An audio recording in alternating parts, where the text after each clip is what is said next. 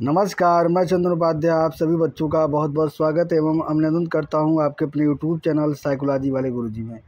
तो आज के क्लास में हम आप लोगों को एमए फोर्थ सेमेस्टर साइकोलॉजी इसका पेपर फर्स्ट जो है जिसका नाम है अप्लाइड सोशल साइकोलॉजी, उसके अंतर्गत 25 मोस्ट इम्पॉर्टेंट एमसीक्यू लेकर हम आए हैं। यह आपके परीक्षा के दृष्टि से काफ़ी ही मददगार साबित होने वाला है, क्योंकि जैसा कि आप सभी को पता है कि आपके एमए फोर्थ सेमेस्टर का जो पेपर होगा वो एमसीक्यू टाइप का होगा। इसलिए कई बच्चों ने कमेंट किया था कि सर एमसीक्यू क्वेश्चन भी हर पेपर का पढ़ाइए, तो इसीलिए मैं एक पेपर फर्स्ट से आज शुरुआत कर रहा हूं और ये पहला पार्ट है, ठीक है। और भी कई पार्ट आने वाले हैं, इसलिए आप सभी बच्चों से रिक्वेस्ट है कि चैनल को आपने सब्सक्राइब नहीं किया तो सब्सक्राइब करके बेल आइकन को प्रेस ज़रूर कर दीजिएगा कि जिससे मैं जब भी वीडियो डालूँ तो आपको तुरंत नोटिफिकेशन प्राप्त हो सके। तो चलिए आज के इस सीरीज़ को शुरू करते हैं। सबसे पहला क्वेश्चन आज का जो है ये आपके सामने रहा कि समाज मनोविज्ञान क्या है, ठीक है। तो 4 ऑप्शन है, जो सही ऑप्शन में वही आपको बताने वाला हूँ। तो समाज मनोविज्ञान क्या है, ये थोड़ा सा इसको मैं छोटा कर लेता हूँ। समाज मनोविज्ञान क्या है? व्यक्ति के सामाजिक व्यवहार का अध्ययन करने वाला विज्ञान है।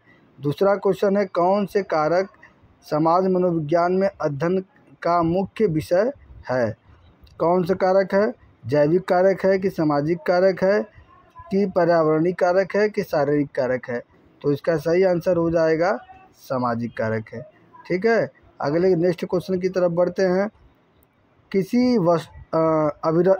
अभिरुचि को परिभाषित किया जा सकता है, तो इसका सही ऑप्शन हो जाएगा अभिरुचि को परिभाषित किया जा सकता है किसी वस्तु के प्रति सकारात्मक या नकारात्मक जो भावना होती है उस रूप में इसको क्या है परिभाषित किया जा सकता है।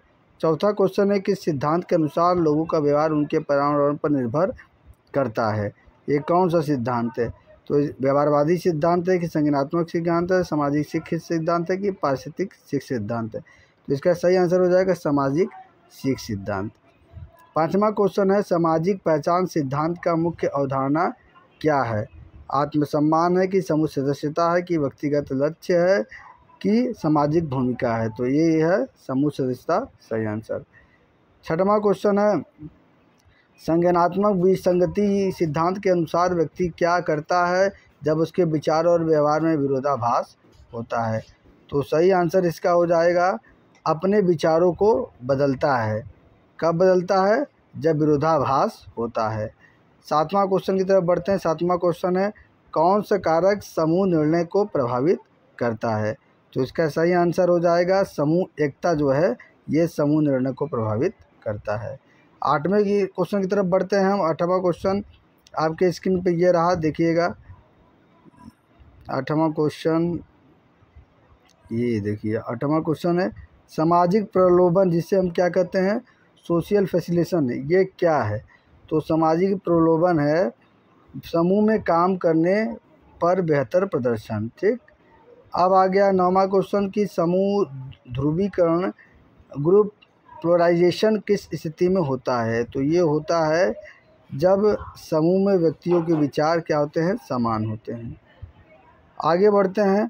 10वां क्वेश्चन है किस प्रक्रिया के माध्यम से व्यक्ति समाज के मानदंड और मूल्य सीखता है? तो ये प्रक्रिया का नाम है सामाजिकरण, जिसको इंग्लिश में बोलते हैं सोशलाइजेशन, ठीक है। आगे बढ़ते हैं हम 11वें क्वेश्चन की तरफ। किस सिद्धांत के अनुसार लोग अपनी पहचान के लिए समूहों में शामिल होते हैं? तो उस सिद्धांत का नाम है सामाजिक पहचान सिद्धांत। क्या नाम है? सामाजिक पहचान सिद्धांत। 12वां है समूह विचार की विशेषता है। तो समूह विचार की विशेषता क्या है? समूह की एकता को बनाए रखने के लिए तर्कहीन निर्णय। आगे बढ़ते हैं हम। अधीनता, जिसको इंग्लिश में बोलते हैं कन्फर्मिटी, ये क्या है? तो अधीनता हम कहते हैं सामाजिक मानदंडों का पालन करने को हम अधीनता बोलते हैं। 14वां क्वेश्चन है किस सिद्धांत के अनुसार लोग अपने व्यवहार को आंतरिक और बाहरी कारणों से समझाते हैं? तो वो व्यवहार होता है आंतरिक वहन सिद्धांत होता है, ठीक है। 15वां सामाजिक लापरवाही, जिसको सोशल लोफिंग बोलते हैं, ये क्या है? तो सामाजिक लापरवाही होता है किसी भी समूह में कम काम करने की प्रवृत्ति को सामाजिक आलस्य या सामाजिक जो सोशल लोफिंग बोल रहे। 16वां क्वेश्चन है, किस प्रक्रिया में समूह के सदस्य एक दूसरे के विचारों को सही मानते हैं और विरोधाभास को नज़रअंदाज करते हैं? तो सही आंसर हो जाएगा समूह विचार में क्या होते हैं, ये क्या है, एक दूसरे के विचारों का मानते हैं और विरोधाभास करते हैं। 17वां क्वेश्चन है, सामाजिक प्रभाव सोशल इन्फ्लुएंस का अध्ययन किससे संबंधित है? तो ये संबंधित है, इसका सही आंसर हो जाएगा समूहों का व्यक्तियों पर प्रभाव। ठीक है। 18वां क्वेश्चन है, किस प्रकार की शक्ति व्यक्ति का आकर्षण और करिश्मा पर आधारित होती है? तो ये होती है संदर्भ शक्ति होता है।